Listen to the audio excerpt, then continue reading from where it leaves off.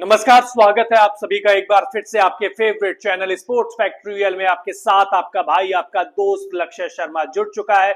IPL 2025 अच्छा चल रहा है, बढ़िया चल रहा है, कोई दिक्कत नहीं है। बीच में एक दो मैच खराब चले गए, मैं खुद मानता हूं, लेकिन पीएसएल में कोई गड़बड़ी नहीं हो रही। जो टीम दी जा रही है वही जीत रही है।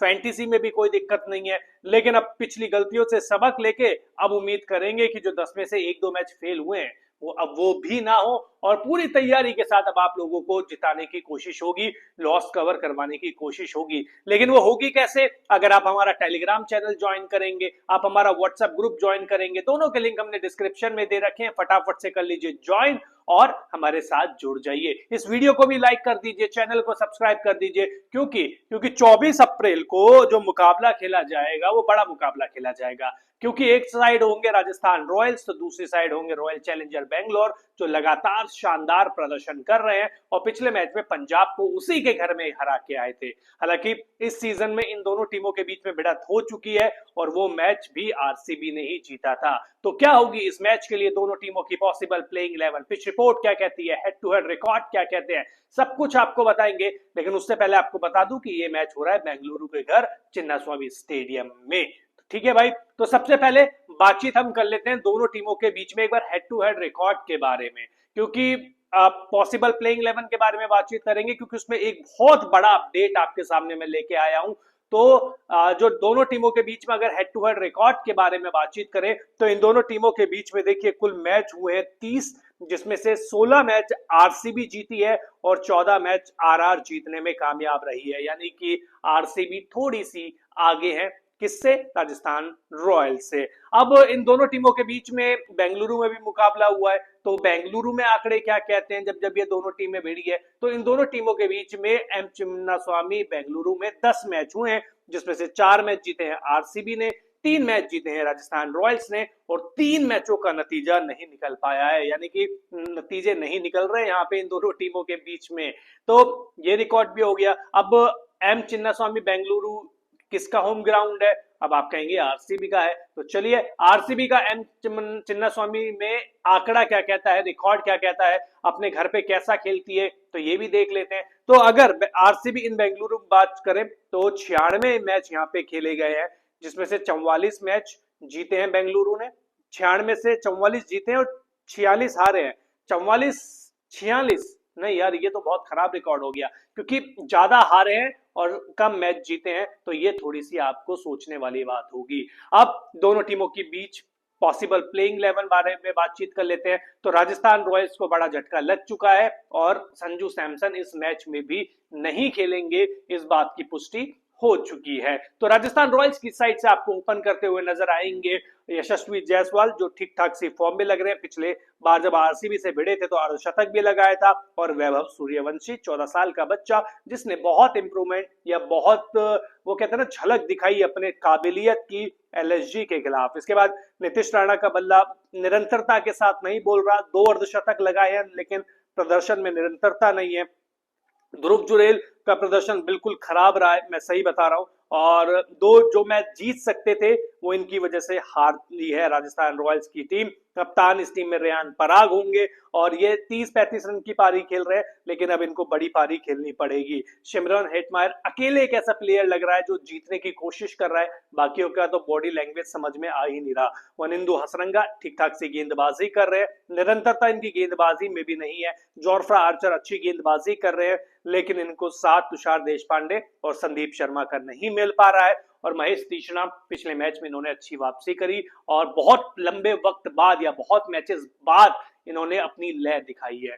तो ये है राजस्थान रॉयल्स की पॉसिबल प्लेइंग 11। अब सामने आरसीबी की टीम है, मुझे लगता नहीं ज्यादा बदलाव करने की उनको जरूरत होगी, क्योंकि लगातार जीत रहे हैं। तो आरसीबी की साइड से आपको ओपन करते हुए नजर आएंगे कौन? फिल सॉल्ट और विराट कोहली, दोनों शानदार फॉर्म में चल रहे हैं। हालांकि फिल सॉल्ट पिछले मैच में नहीं चले थे, लेकिन विराट कोहली ने नाबाद अर्धशतक लगाकर अपनी टीम को जीत दिला दी।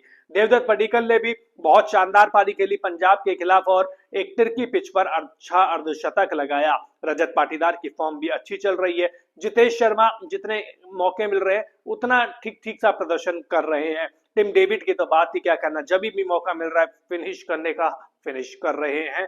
वहीं कुणाल पांड्या, अब कुणाल पांड्या के साथ दिक्कत यह है कि बेंगलुरु में ये अच्छा प्रदर्शन नहीं कर पा रहे हैं, लेकिन बेंगलुरु से बाहर जाते हैं तो इनका प्रदर्शन बेहद शानदार रहता है। तो लेकिन इस बार उम्मीद करेंगे कि चिन्नास्वामी में भी विकेट ले और रन बनाए। रोमारियो शेफर्ड भी अच्छी गेंदबाजी करी, इन्होंने आउट करा बल्लेबाज को। भुवनेश्वर कुमार, जॉश हेजलवुड और यश दयाल, तीन तेज गेंदबाजों की ऐसी तिकड़ी जो किसी भी बल्लेबाजी क्रम को ध्वस्त कर सकती है। तो दोनों टीमों के बीच में सारी तरीके के हेड टू हेड रिकॉर्ड हो गए, दोनों टीमों की पॉसिबल प्लेइंग 11 हो गई। संजू नहीं खेल रहे हैं, ये आपको बता दिया। लेकिन आपको एक चीज और बतानी है कि आपने अभी तक इस चैनल को लाइक नहीं किया है, शेयर नहीं किया है, सब्सक्राइब नहीं किया है, तो फटाफट से कर लीजिए। अब बारी किसकी है? अब बारी पिच रिपोर्ट की है। तो चलिए बिना वक्त गवाए पिच रिपोर्ट के बारे में भी बातचीत कर लेते हैं। तो आरसीबी वर्सेस राजस्थान रॉयल्स के बीच में अगर पिच रिपोर्ट के बारे में बातचीत करें तो बेंगलुरु के पिच बल्लेबाजों के लिए अनुकूल रहती है। अब पिछला मैच मत देखिएगा क्योंकि वो 14-14 ओवर का मैच था, वहां पे बारिश हुई थी और वहां पे तेज गेंदबाजों को बहुत ज्यादा मदद थी। इस मैदान पर बल्लेबाज जमकर रन बनाते हुए नजर आते हैं।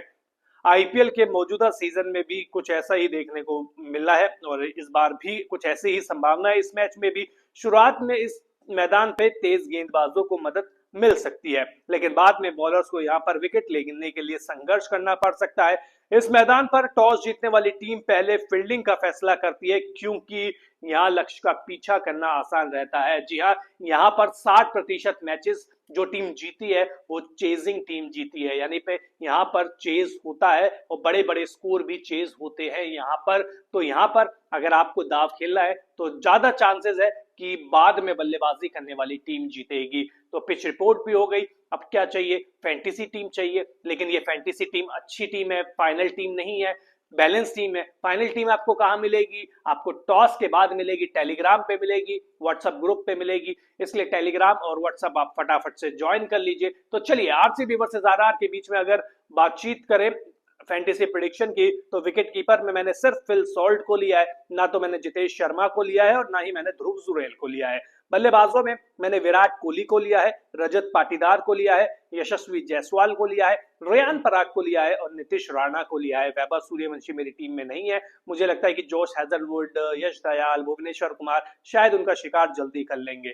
ऑलराउंडर में कुणाल पांड्या और वनिंदु हसरंगा को लिया है। बॉलर्स की बात करें क्योंकि यहाँ पे तेज गेंदबाजों को मदद है तो जोफ्रा आर्चर को मैंने लिया है, जोश हेजलवुड को लिया है और यश दयाल को लिया है।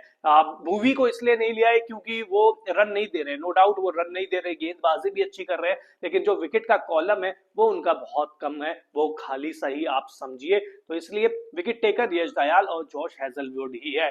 मैच कौन जीतेगा ये वाला? तो मेरे हिसाब से ये मैच आरसीबी जीत रही है। जिस तरीके की फॉर्म में आरसीबी है और जिस तरीके से राजस्थान रॉयल्स अलग थलग पड़ी हुई है, मुझे लगता है ये वाला मैच आपको आरसीबी जीतती हुई दिख सकती है। आपको क्या लगता है कौन जीतेगा? कमेंट बॉक्स में बताइए। वीडियो को लाइक कर दीजिए, चैनल को सब्सक्राइब कर दीजिए। बहुत बहुत शुक्रिया।